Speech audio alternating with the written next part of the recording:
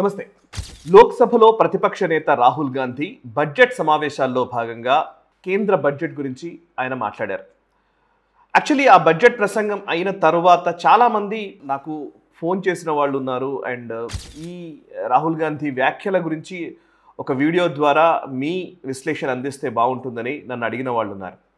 So actually నేను రాహుల్ గాంధీ గురించి చాలా వీడియోలు ఇంతకుముందు చేశాను నేను. కానీ ఆ టైంలో ఎప్పుడు కూడా ఎందుకన్నా రాహుల్ గాంధీ గురించి పట్టించుకుంటున్నారు, పెద్దగా రాహుల్ గాంధీ గురించి ఆలోచించాల్సిన అవసరం లేదు అన్న చాలామంది ఇవాళ రాహుల్ గాంధీ వీడియోకి లేదా ఆయన గురించి ఒక విశ్లేషణ అందించాలని కోరుతున్న వాళ్ళ సంఖ్య ఈ మధ్యకాలంలో పెరిగింది.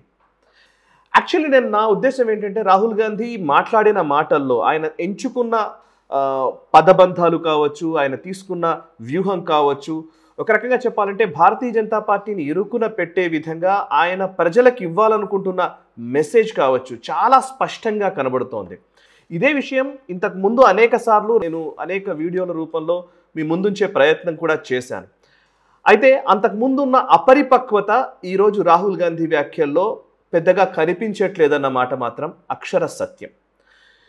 ఇవాళ ఆయన మాట్లాడిన మాటల్లో పద్మవ్యూహం, చక్రవ్యూహం అనే మాట ఉపయోగించడం కావచ్చు, శివ్కి బారాత్ అంటూ శివుడిని స్తుతిస్తూనే, శివుడి భక్తుడిని చెబుతూనే గతంలో ఆయన శివుడి ఒక ఫోటోని ప్రదర్శించడము, అందులో త్రిశూలం గురించి చెప్పడము, ఇవన్నీ మనకు తెలుసు. ఇప్పుడు కూడా మళ్ళీ అదే పంథాని కొనసాగిస్తూ మాట్లాడడం జరిగింది. అండ్ ఆయన భారతీయ జనతా పార్టీని ఇరుకున పెట్టే విధంగా మాట్లాడిన వ్యాఖ్యలు చాలా కీలకమైనవి. ఇది నిజంగా చెప్పాలంటే రాహుల్ గాంధీలో ఆత్మస్థైర్యం పెరిగింది అనే కంటే భారతీయ జనతా పార్టీ శ్రేణుల్లో ఆత్మస్థైర్యం తగ్గుతోంది అని చెప్పడం కరెక్టేమో. ఎందుకు అలా అనిపిస్తుంది అని అంటే కనుక రాహుల్ గాంధీ మాట్లాడిన మాటలకి ఆయన ఎప్పుడు కూడా హిట్ అండ్ రన్ చేస్తూ ఉంటాడు. హిట్ జాబ్ అనమాట. చాలా వరకు రిజర్వేషన్లు తీసేస్తారని మాట్లాడినా, లేకపోతే అసలు ఉద్యోగాలు లేవని చెప్పినా, లేకపోతే ఇంకోటి మాట్లాడినా ఆయన ఈవెన్ భారత్ జోడో యాత్ర దగ్గర నుంచి అంతకుముందు ఆ తర్వాత కూడా ఈవెన్ రాఫెల్ కుంభకోణం విషయంలో కావచ్చు పదే పదే హిట్ జాబ్ చేస్తూనే వచ్చారు. కానీ ఆ హిట్ అండ్ రన్ వ్యూహానికి ఇప్పుడు సీరియస్నెస్ పెరిగింది అనేది మాత్రం వాస్తవం. సో అందులో భాగంగానే ఆయన ఇవాళ చక్రవ్యూహం అని మాట్లాడుతున్నారు. పద్మవ్యూహం, మహాభారత కాలంలో పద్మవ్యూహం పెట్టారు. అప్పుడు కౌరవులు ఒకవైపు నిలబడి అభిమన్యుణ్ణి మొత్తం అందులో చుట్టుముట్టారు అని చెప్పేసి ఆయన వ్యాఖ్యానించారు. ఈ చక్రవ్యూహంలో 6 ఉన్నారు. ఆ 6 ఇప్పుడు ప్రస్తుతం ఈ భారతీయ జనతా పార్టీ ప్రభుత్వ హయాంలో 6 ఉన్నారు. 6లో 1 మోదీ గారు, 2 అమిత్ షా గారు, 3 మోహన్ భగవత్ గారు, 4 అజిత్ దోవల్ గారు, 5 అంబానీ, 6 అదానీ. సో వీళ్ళందరూ కలిసి పద్మవ్యూహం పన్ని మొత్తం దేశాన్నే పద్మవ్యూహంలో చిక్కుకునేలా చేస్తున్నారు. పద్మం అనగానే మళ్ళీ లోటస్, సో అది కమలం గుర్తు అని ఆయన చెప్పే ప్రయత్నం చేస్తున్నారు.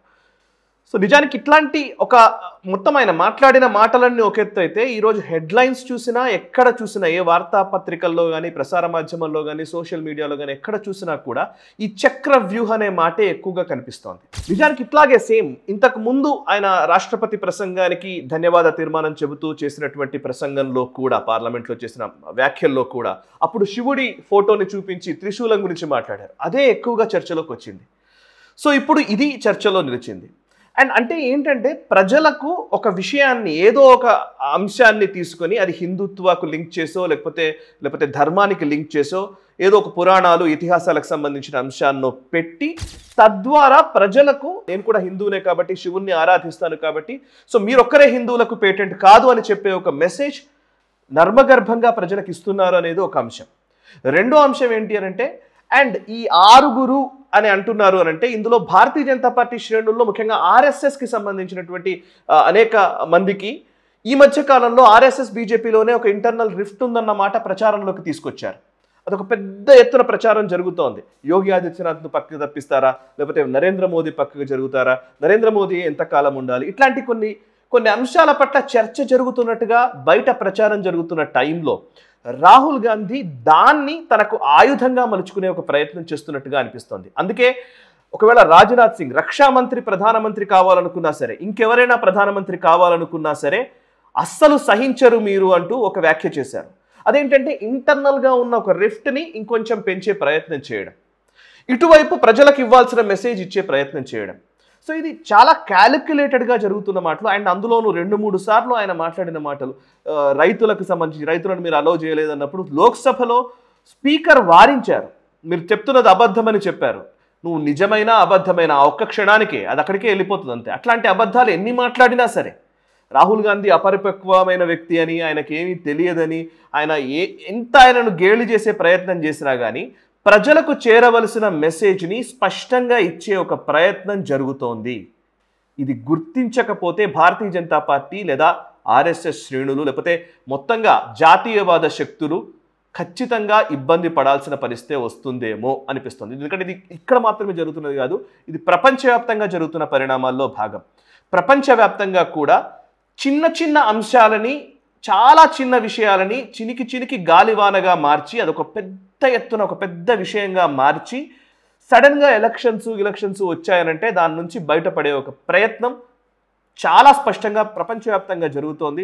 అనేక రెజీమ్స్, అనేక రకాల ప్రభుత్వాలు మారిపోయిన సందర్భాలు ఉన్నాయి. సో అట్లాంటి ఒక ప్రయత్నమే ఇప్పుడు సీరియస్గా జరుగుతోంది. ఇది గత 10 సంవత్సరాల నుంచి ఉన్నప్పటికీ ఇప్పుడు ఒక పరిపక్వమైన స్టేజ్కి వచ్చింది. ఇక్కడి నుంచి సీరియస్గా భారతీయ జనతా పార్టీ కౌంటర్ చేయకపోతే డెఫినెట్గా సమస్యాత్మకంగా మారే అవకాశమే కనబడుతోంది. కౌంటర్ చేయడం అంటే రియాక్షన్స్ కాదు. సో రాహుల్ గాంధీ మాట్లాడాడు, రాహుల్ గాంధీ చూసారా పలానా దగ్గర తప్పు మాట్లాడాడు, ఇది తప్పు అని చెప్పేసి రియాక్షనరీ వాదనలలోకి బీజేపీ శ్రేణులు దిగకుండా ఉండడం బెటర్. సో రియాక్షనరీ అనేది అయిపోయింది.